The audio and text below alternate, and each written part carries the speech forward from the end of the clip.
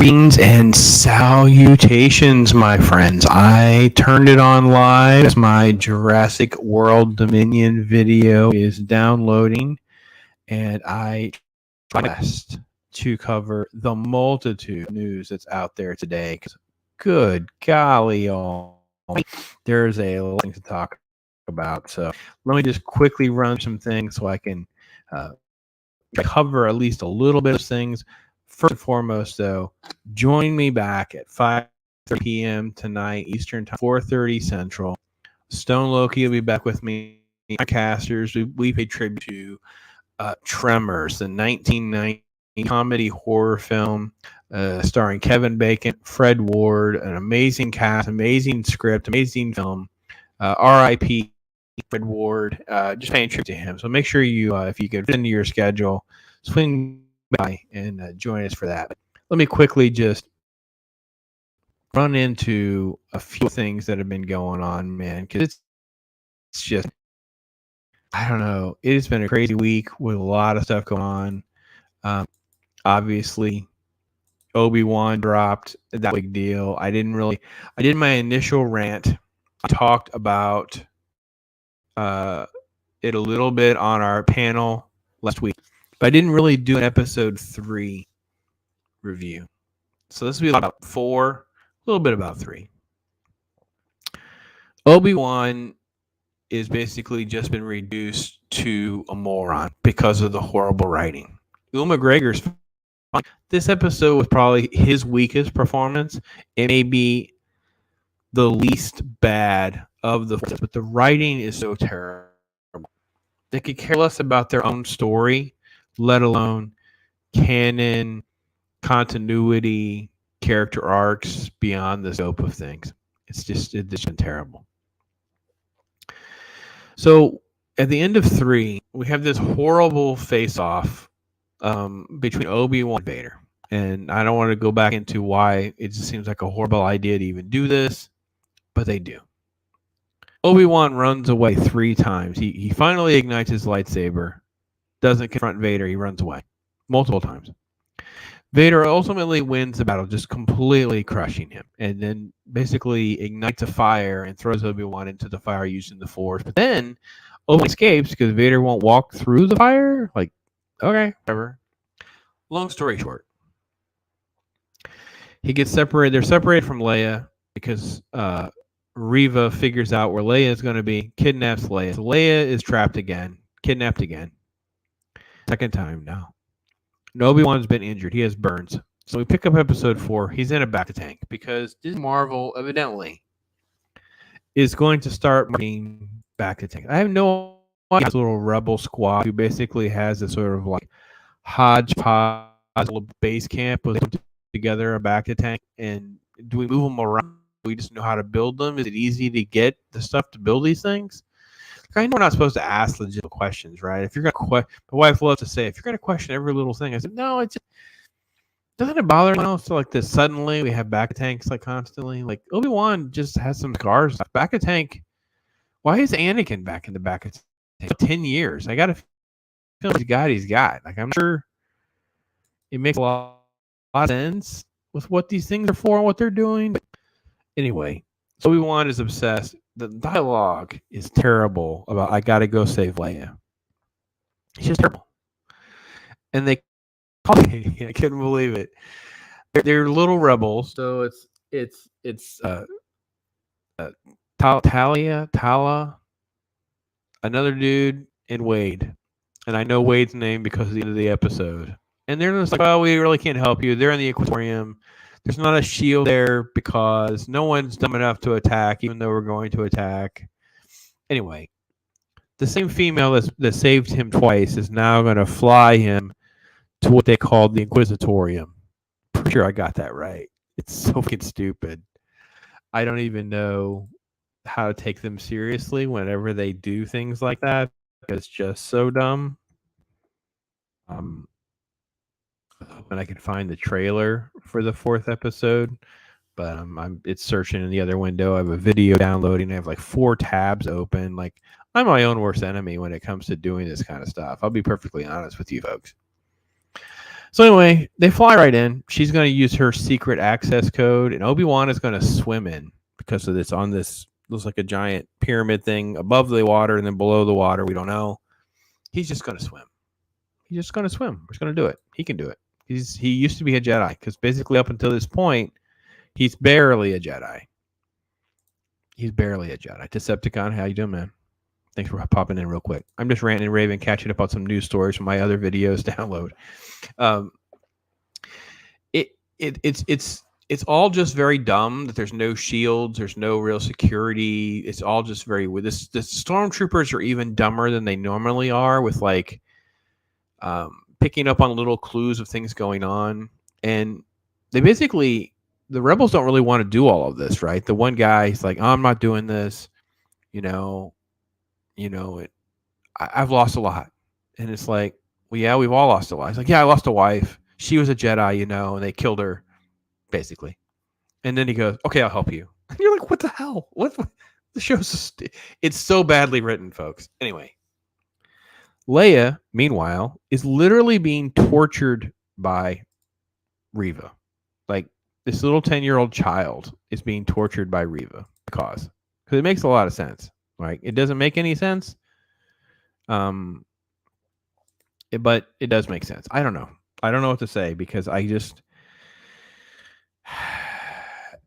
she's screaming. It was almost like we're going to go almost to the level of like the Batman Joker scene in Dark Knight. Like we don't quite get that far, but we almost do. It's literally like what is happening? Like I don't understand what you think this child is supposed to know. I'm sorry, my phone, this stupid thing is now asking me to verify my account again. I don't understand what's happening. Resend my code, please, so I can verify it's me. It's just so dumb. So that's happening. Reva is basically just being a bully to Leia. And for some reason, Leia's like sassy and talking back, never afraid. Again, they don't know how to write characters, let alone a 10-year-old child. I don't even know that this is Leia matches up to Leia in New Hope. Like it doesn't make a lot of sense. So,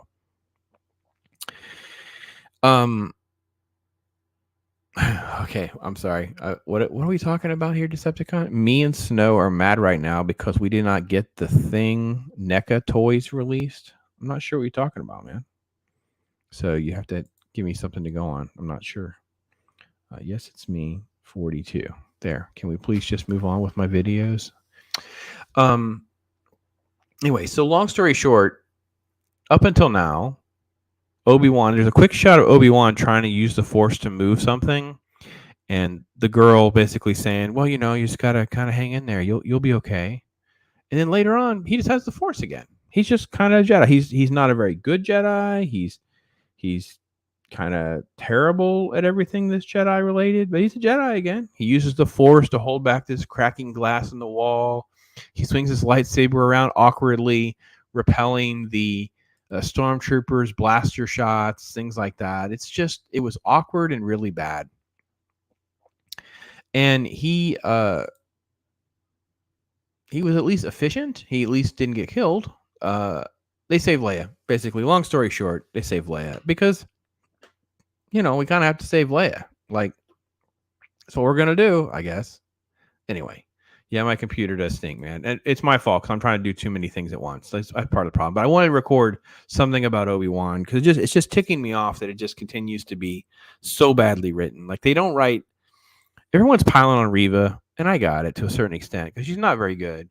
But Reva is not the bigger problem here. The bigger problem here is none of this makes any sense. Like, why did we have Leia captured twice? Reva's like, tell me about Obi-Wan. So I guess she knows who Obi-Wan and Ben is, which means does Anakin and Vader know? Which it's just like everything. So just I think at this point we can just assume Disney Star Wars is going for Disney Star Wars canon, and that is separate from original Lucas canon. They're kind of not really messing with the prequels too much. But they're not even going to butt it up against Rebels because the Grand Inquisitor, at least for now, is dead. So, let's see. So, yeah, we talk about a lot of different movies. I'll come back around to your comments there, man. It says, I just don't watch Star Wars just here for support. Hey man, listen, I'm gonna watch it so you don't have to. How's that? I'll rant and rave for a few minutes so you don't have to deal with this nonsense. You kind of had an idea of how bad this is. I appreciate you stopping in. It is very contrived, and the worst part was they come to this hangar bay. Obi-Wan literally has 10-year-old Leia inside of his coat as they're sort of walking across the hangar bay. And then Reva shows up. You're a spy. You're a liar. All this nonsense is breaking out.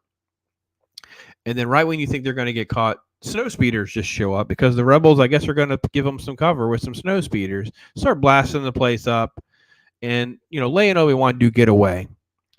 And then I guess they're all screaming, and Reva takes her force powers and slings this box, and it hits one of the other snow speeders, and that one crashes. That's the end of Wade, because everyone's really sad at the end that Wade died. Because we don't know who Wade is. He's just the other white guy in the room during the Rebels thing. Like, there's supposed to be this sad moment by the little Asian rebel. I don't even know her name. And we're supposed to be sad because Wade is dead. I don't even know who freaking Wade is. It's like it's just nobody cares. Like, anyway. So that was that. Vader shows up. He's going to force choke her. And then she's like, no, I put a tracker on him. So he lets her live, which makes no sense because every other Imperial incompetent person, he snaps her neck and goes, okay, now you take over and you do what they were going to do. But no, that doesn't happen. So Obi-Wan is that bad. So let me go back. Decepticon, you're saying, yes, NECA had a Thing movie poster, but as a toy. Interesting. 40th anniversary of the Thing. Did they just not? I'll have to figure out. You have to tell me more about that. You'll get a copy. You'll get one. You'll get one, man. Why did they not use any of the stories from the comic books of the 80s? They said right when they purchased the company, and I think you really mean because the comics really exploded in the 90s, right, with Dark Empire and all the stuff that came after that. They said right from the get-go they had no interest in doing EU stuff. They said right from the get-go, all the novels and all the comic books they had no interest in doing. So this has no. If you want to get good Kenobi, go read the Kenobi novel because it was good. So Mr. Dr. Professor is in the house. Hey, Ryan. Good to see you too, bro. Glad you're hanging out with me. Thanks for a minute. I'm just trying to catch up. Thanks, man. Thanks.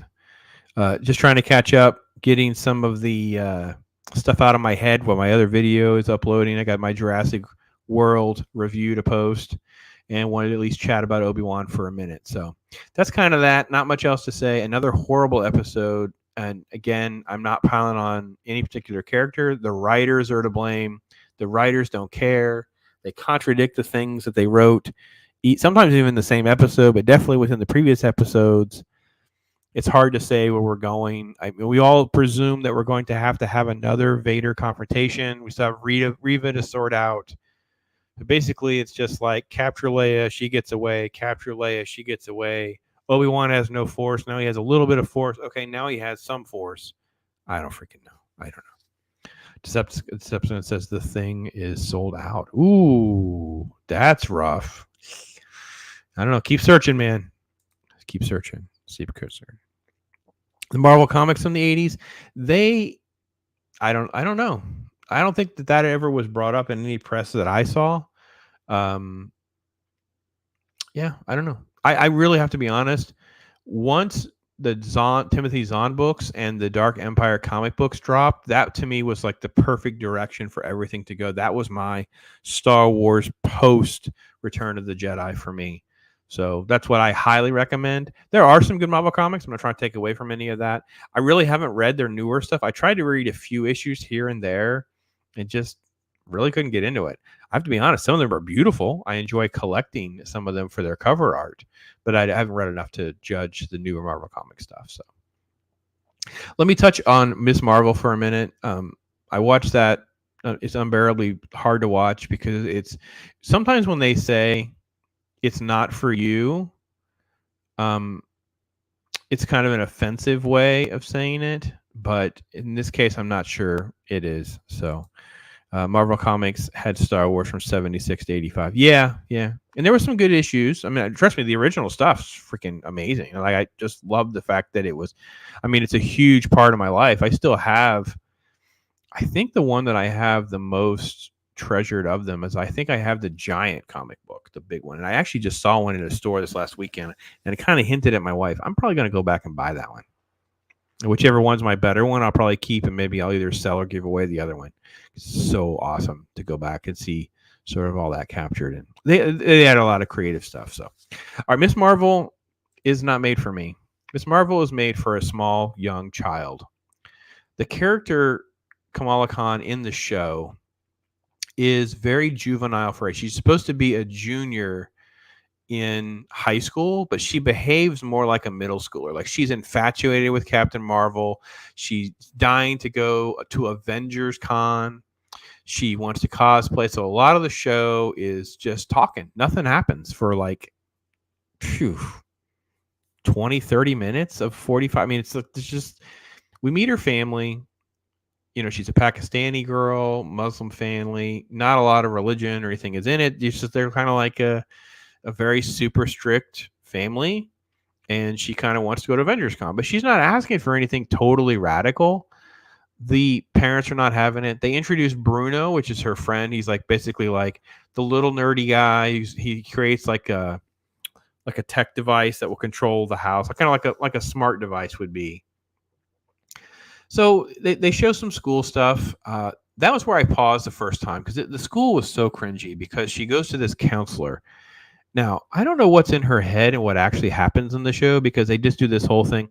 Kamala Khan, please come to the office and talk to so-and-so, blah, blah, blah. I'm just kidding. I didn't mean to embarrass your life. I mean, it was like this weird, awkward scene. And the show is already strange because they have her daydreaming stuff that pops up and moves in and out of scenes. And it's kind of weird how it's even handled. Like I said, I feel like I'm watching like a Nickelodeon show or something with those types of effects. Like, they would be funny or maybe interesting to a small child, but not me. And if she's 14, 15, 16, no, she's 16. She's a junior. She's supposed to be 16, because the opening scene is her failing a driver's test in the most horrible way imaginable. She keeps her sunglasses on. She like throws it in reverse and drives into his car, and they're like, I don't think anybody noticed. And it's like, it was just dumb. Like, it was just so stupid.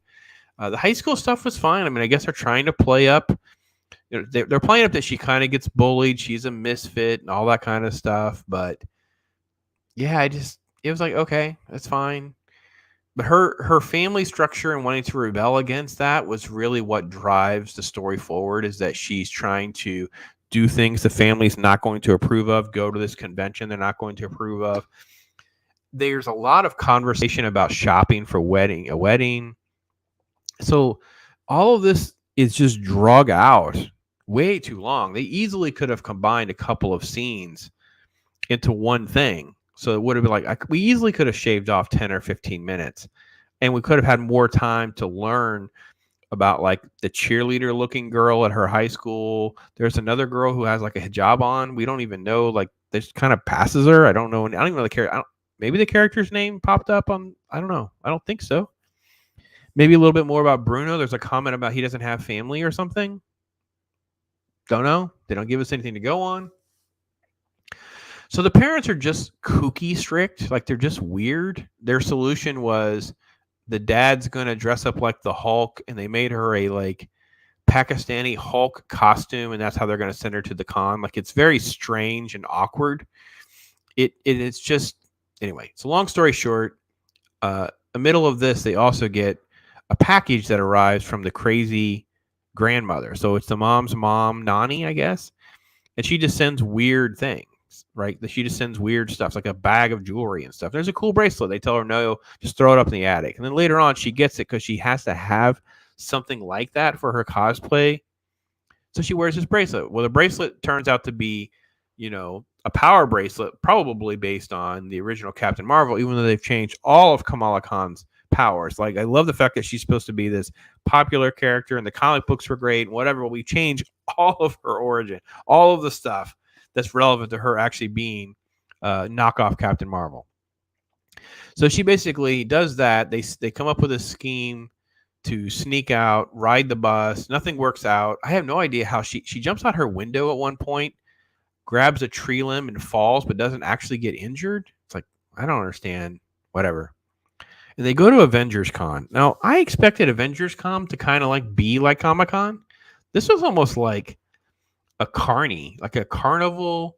And remember the circus scene in Batman Forever with all the bright colors, and it was more like a strange circus with bright colors. It was like that and a Comic Con. Like conventions are not like this. They presented it in a very weird way, and I really couldn't understand why. There was stuff there to buy that was realistic, like merch, and her and Bruno are cutting up and they're having a good time. Then it's time for cosplay, and that's when she puts the bracelet on. She has all this power. She can't control it, so things are shooting around. And she hits this Thor hammer decoration. It starts swinging, and it hits the girl that's supposed to be set up as being. In the trailers, we saw that she was supposed to be like the bully. Well, it hits her.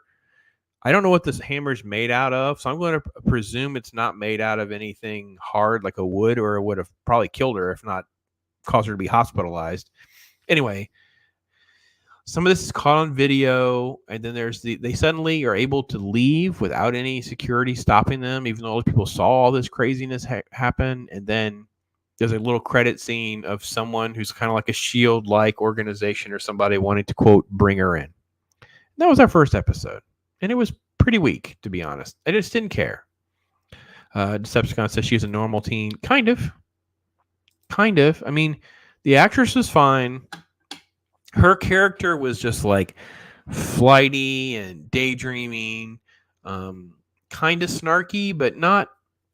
She's more likable than some of the other characters that they've tried to build up as this new era. Like, I don't know if I like her. I think I like her more than maybe Kate Bishop.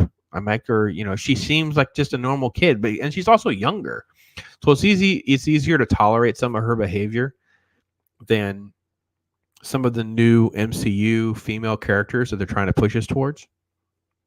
Anyway, so it was really just a long, drawn-out episode that could have been about half the time, so we could have actually had some better character development. And I said early on, if you want to come back tonight, 5:30 p.m., we're doing our Tremors thing.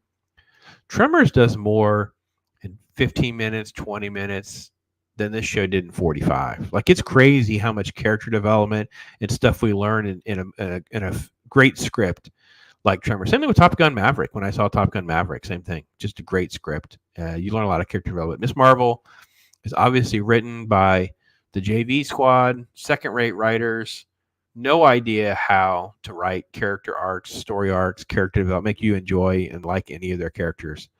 I was really, really disappointed with that element of the show.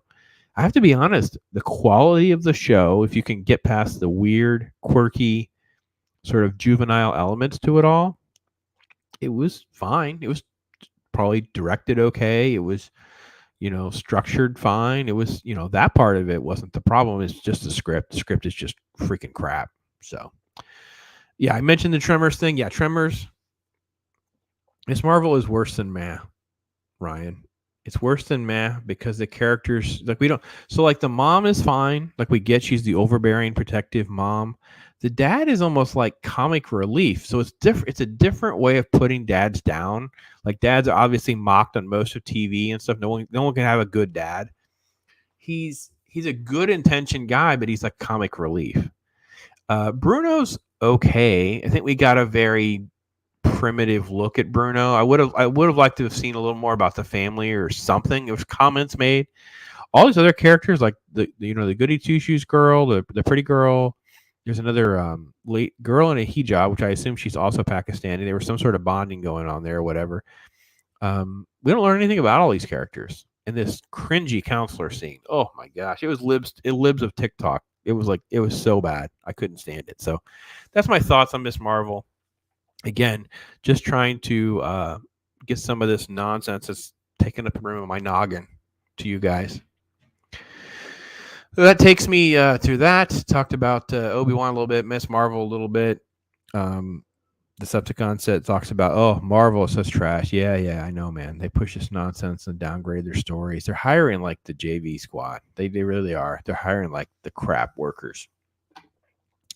Okay, I did finally get to see Top Gun Maverick, and I have to be honest, I like Top Gun Maverick more than I do the original film. I was shocked at how well they could squeeze in homages and develop the characters around those homages. So, like the early bar scene, when you're introduced to all these new characters, you're getting little nuggets along the way as they're talking about why are we all here? Everyone's top of their class. Oh, so and so's this, so and so's that. There's conflict here, conflict there. It was so much character development. Like you establish a character, this is what we know about him. We establish a character, this is what we know about him. There was so much done before they even got to the actual meeting with Tom Cruise's character, Pete Mitchell. And of course, the other thing I liked about it so much was that they laid out the mission plan so well. Like I love the visuals, the way they're practicing and all that. But so all of that made you really get well. And then of course they're repeating all of these different tests that everyone's failing. You're getting how savage this would be, how difficult and challenging this would be. I will say it's a little silly at the end where they kind of like, no one's ever been able to pull this off. He does it. Now suddenly they're all going to just follow his lead. It's like, if they weren't able to do it before, I'm not sure why they can now, but it's okay. And then the ending's great because the ending really does give you a lot more than just an ending. Like it doesn't just abruptly end. There's a little bit more of sort of like almost like a little more of the story. A little more of the story when Maverick sacrifices himself and gets shot down, but then Rooster gets shot down and they have to figure out a way to get saved, and then they get saved. And I just really liked it. I have to be honest. I liked Top Gun Maverick more than I thought I would. I would be open to seeing it in the theaters. I'd like to see it more in like the super IMAX type experience. Go to like Dolby 4K, whatever high end my theater would have. That would be where I would want to go see that. And if you could see it that way, that would be a little bit about what we're saying. I have a Facebook message asking about my shirt. I don't know if they're just why are they message not doing that and not watching about on YouTube, but that's what they are. This is a Gina Carano shirt, Fight the Empire. So that's what that is. So I can turn it this way, I suppose. You can see Gina Carano shirt. I got it last week, so that's what I'm wearing today. There you go. That's my shirt. All right. I won't call them out. They're messaging me and DMing me through Facebook. They're watching out there somewhere.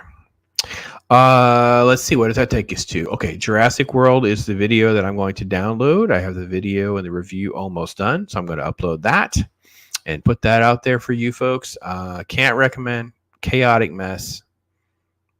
Didn't destroy the franchise as much as other franchises, but they sure went out of their way to have it end in such a crappy note. It's such a letdown because I like Jurassic World. I may be in the minority with some of you folks, but I thought it was okay. I had a decent time, and I enjoyed the kids were fine. They had a little story. I thought the bonding between Owen and Claire was fine. But now we're at this point now where I'm like, I don't care. Whatever. Things are happening. I'm like, whatever. It just didn't work at all. So anyway, that's my quick little live stream. Just want to plug through some of the different stories that are bigger, get those out there and get those out there ready for you guys. Again, back here tonight, 5:30 p.m. Eastern time, 4:30 Central, talking Tremors. Tomorrow night at 5:30, James Mealy, he'll be back with me. It's Sequential Treasures. He does a comic art, has a great website to get comic art. We'll talk about the industry a little bit. Is it being affected by the economy or not? And then I got to pick through his brain because we didn't really get to it last time he was on with me. We ended up just talking about very big global comic booky stuff. We didn't really get through some of his conventions and things like that. So that was kind of stuff we talked about. So he'll be back with me tomorrow night. Low Spec. Hey, man. What's going on? Daryl. Yep. Tremors will be tonight. Tremors at 5:30 p.m., 4:30 Central time. So, and then on... Let's see. Tomorrow's Thursday. That would be James Mealy with Sequential Treasures to be on with me. And then it'll be 10 in the morning, right after Stone Loki's show, right after the Morning of Mischief. I have a stream I'll be doing with Andy Masterson. So if you want to hang out with me a little bit or ask Andy a question or something like that, I'll try to work in chat the best I can. Getting Andy and I, our schedules lined up was very challenging. So that's kind of the general gist. And then we should be on tap for next Tuesday of doing Star Trek Wrath of Khan, talking about and again, the Tremors and Wrath of Khan are these incredible scripts. I'm so watching them differently, looking at them in that way. And then when you see this crappy content that's being generated with Ms. Marvel and Obi-Wan, and even Jurassic World, you start to just see just the skill set, just the levels, and it is shockingly bad. So that was all. I just wanted to catch everything up.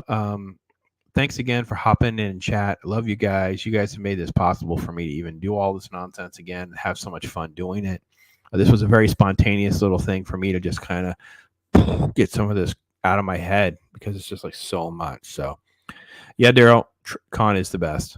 Con is the best. And it holds up so good. And by the way, that 4K, keep that eye out for that 4K in September. Going back in theaters, 40th anniversary year, man.